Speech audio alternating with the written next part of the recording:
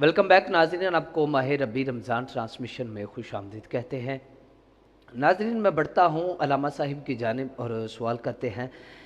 علامہ صاحب، حضرت امام حسن رضی اللہ تعالی عنہ کا آپ کا یوم ولادت ہے، تو آپ کی سیرت کے حوالہ سے جو ہے وہ کچھ پہلو کے حوالہ سے پھول ارشاد فرمائیے گا۔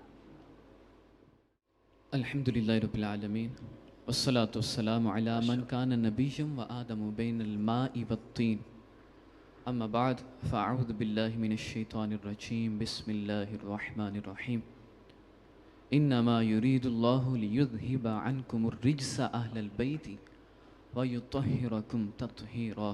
سبحان اللہ۔ آمنت باللہ وصدق اللہ العظیم ان اللہ وملائکتہ یصلون علی النبی یا ایہا الذین آمنوا صلوا علیہ وسلموا تسلیما۔ پڑھیے الصلاۃ والسلام علیکہ یا سیدی یا رسول اللہ وعلی آلک و اصحابک یا سیدی یا حبیب اللہ۔ الصلاۃ والسلام علیکہ یا نبی اللہ وعلی آلک و اصحابک یا سیدی یا نور اللہ۔ سب سے پہلے میں شکر گزار ہوں محترم بھائی عمر صاحب کا اور ایم ڈی ساؤنڈ والوں کا، جنہوں نے ماہ رمضان المبارک کے مبارک ایام میں یہ اچھا جو سسٹم ہے اس کو شروع کیا۔ لوگ ویسے بھی راتوں کو رمضان کی کرکٹ کھیل کر اپنی راتیں ضائع بھی کر دیتے ہیں، لیکن یہ بڑا اعلیٰ کام ہے۔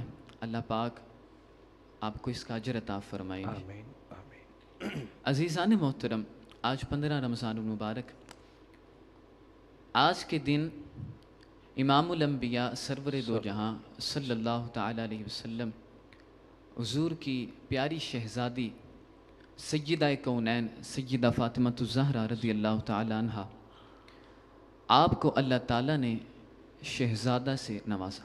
سبحان اللہ۔ سیدہ کائنات رضی اللہ تعالیٰ عنہ آپ اور اسی طرح آپ کا پورا گھرانہ، نبی اکرم صلی اللہ علیہ وسلم، ایک مرتبہ مفہوم حدیث عرض کرتا ہوں، حضور تشریف فرمائے اپنے گھر میں، اللہ تعالیٰ کا قرآن اترتا ہے، ارشاد فرمایا انما یرید اللہ لیذہب عنکم الرجس اہل البیت ویطہرکم تطہیرا۔ سبحان اللہ۔ فرمایا پیارے محبوب، اللہ تعالیٰ یہ چاہتا ہے، اللہ کی یہ چاہت ہے کہ وہ آپ سے دور کر دے۔ یا الہی کیا دور فرمائے گا؟ فرمایا محبوب میں یہ چاہتا ہوں کہ آپ سے تمام قسم کی گندگیاں اور پالیدیوں کو دور کر دوں۔ سبحان اللہ سبحان اللہ۔ اور فرمایا سونیا، آپ سے مراد لیذہب عنکم الرجس اہل البیت، آپ کے جو اہل بیت ہیں، آپ کے جو گھر والے ہیں، اللہ ان سے ہر قسم کی گندگی کو میں نے دور فرما دیا۔ سبحان اللہ سبحان اللہ۔ اور دور فرما کے وَيُطَهِّرَكُمْ تَطْهِيرًا، اس عبارت میں ایسی چاشنی ہے، اگر بندہ اس کو دل کے محبت والے انداز سے سماعت کرے تو یہ بات دل میں گھر کر جاتی ہے۔ فرمائے وَيُطَهِّرَكُمْ، یطہر تطہیر سے ہے، تطہیر کا معنی ہوتا ہے خوب پاکیزگی، ایک ہوتی ہے پاکی، ایک ہوتی ہے خوب پاکی۔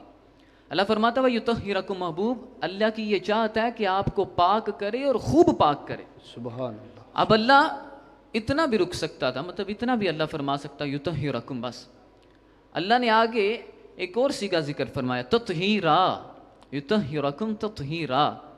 جب دوسرا تطہیر کا لفظ اللہ نے ذکر فرمایا تو اس کو اگر گرامر کی روح سے، عربی گرامر کی روح سے دیکھا جائے تو یہ بیسک بچہ جو نیا نیا پڑھنے جاتا ہے درس نظامی، اس کو بھی پتہ ہے کہ یہ تاکید کا فائدہ دیتا ہے۔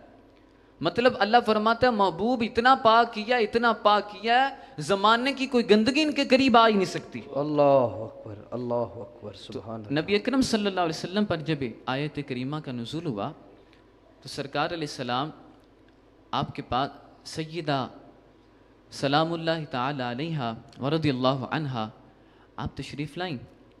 حضور نے آپ کو بلایا اور اپنے قریب فرما لیا۔ کچھ دیر کے بعد مولا علی رضی اللہ تعالیٰ عنہ آپ تشریف لائے، حضور نے آپ کو بھی قریب فرما لیا۔ امام حسن و حسین آئے، حضور نے آپ کو بھی قریب فرما لی۔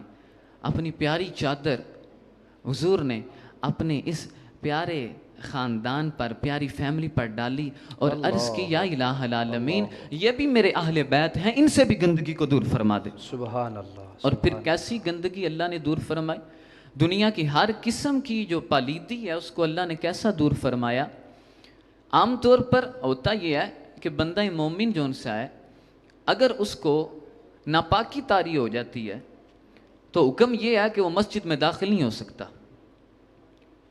پر اللہ تعالیٰ نے اس گھرانے کو، اس گھرانے کے سرتاج کو، میں ان سے شروعات کرتا ہوں، ایسا پاک فرمایا کہ مولا علی رضی اللہ تعالیٰ عنہ کی یہ خصوصیت ہے. رسول اللہ صلی اللہ علیہ وسلم نے فرمایا اے علی، عام مومن کے لیے حکم یہ ہے کہ مسجد میں ناپاکی کی حالت میں داخل نہیں ہو سکتا جب تک سیدہ آپ کے نکاح میں رہیں. حضور فرمایا علی، جب تک میری بیٹی تیرے نکاح میں تو کبھی ناپاک نہیں ہو سکتا. سبحان اللہ، سبحان اللہ، سبحان اللہ. اور پھر سیدہ طیبہ طاہرہ عابدہ زاہدہ رضی اللہ تعالیٰ عنہ، آپ کو کیسا پاک فرمایا. سیدہ ام ایمن رضی اللہ تعالیٰ عنہ فرماتی ہیں جب اللہ تعالیٰ نے کرم فرمایا اور حضور علیہ السلام کی صاحبزادی کو اللہ نے صاحبزادہ عطا فرمایا، فرماتی ہیں ظہر کے بعد اللہ نے یہ کرم فرمایا اور میں نے دیکھا کہ عصر کے وقت سیدہ مصلی پر ہیں. میں دوڑی حضور کے پاس، میں نے عرض کی یا رسول اللہ، عورتوں کا یہ معاملہ ہے، عورتوں کا یہ معاملہ ہے کہ جب وہ بچہ پیدا کرتی ہیں تو نفاس کے جو دن ہوتے ہیں ان میں وہ نہ نماز پڑھ سکتی ہیں، نہ روزہ رکھ سکتی ہیں، نہ قرآن پڑھ سکتی ہیں، کچھ نہیں کرتی. پر میں نے بڑا عجیب معاملہ دیکھا ہے، سیدہ نے ابھی شہزادے کو جنم دیا اور ابھی سیدہ عصر کی نماز کے لیے مصلی پر ہے. میرے حضور نے بڑی پیاری بات ارشاد فرمائی، میں مفہوم عرض کرتا ہوں. فرمایا ام ایمن، تو نے قرآن نہیں پڑھا؟ اللہ. میرا اللہ فرماتا ہے محبوب تیرے خاندان سے ناپاکی کو ایسا دور فرمایا ہے کہ ان کو کبھی ناپاک کرنے ہی نہیں دوں گا. سبحان اللہ. ناپاک ہو ہی نہیں سکتے. واہ واہ واہ. فرمایا جو ناپاک ہو ہی نہیں سکتے تو ناپاکی ان کے قریب کیسے آئے گی، وہ تو پاک ہیں. تو یہ خاندان ہی بڑا اعلیٰ ہے. آج اس خاندان کے پہلے چشم و چراغ سیدنا امام حسن المجتبی رضی اللہ تعالیٰ عنہ، آپ کا یوم ولادت ہے. طبقات کبریٰ جلد نمبر 1 میں ایک بڑی پیاری بات لکھی گئی ہے. اولیاء کے کچھ درجات ہوتے ہیں جیسے کہ غوث، کتب، ابدال. تو فرمایا اولیاء کے درجات میں بلند ترین درجہ ہے کتب. فرمایا امت مسلمہ کے سب سے پہلے کتب امام حسن رضی اللہ تعالیٰ عنہ. سبحان اللہ، سبحان اللہ. جتنے بھی کتب ہوں گے ان کو فیض آپ سے ملے گا. آپ کی نوکری کریں گے تو ان کی کتبیت مانی جائے گی، وگرنہ مانی ہی نہیں جائے گی. یہ آپ کی شان ہے.